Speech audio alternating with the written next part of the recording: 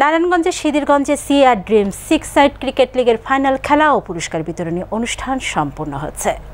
সিদিরগঞ্জ স্টেডিয়ামে CR dream 6 side cricket লিগের final খেলার মধ্য দিয়ে সিজন 2 এর টুর্নামেন্টটি শেষ হয়।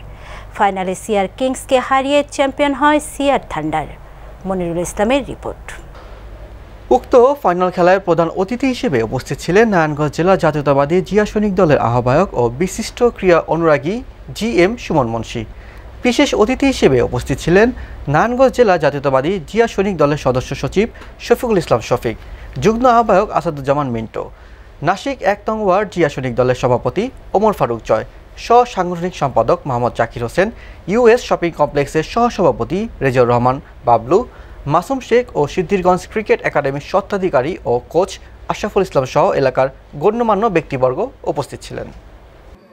যার দ্বারা সমাজের অবক্ষয়, মাদক, সন্ত্রাস এবং অন্যান্য যে সামাজিক ব্যাপারগুলো সেগুলো রোধ করা যায় এবং এই আজকে যে খেলোয়াড় সে আমাদের ভবিষ্যতের খেলোয়াড়, তারা একদিন আন্তর্জাতিক পর্যায়ে মাঠ মাতাবে এবং দেশ, সমাজ ও জাতির মুখ উজ্জ্বল করবে। তো আমি চাই যারা আজকে এই খেলার অর্গানাইজার, যারা খেলা আয়োজন করেছে তাদেরকে ধন্যবাদ এবং তারা আগামীতেও এই ধরনের খেলা অনুষ্ঠান আয়োজন করবে।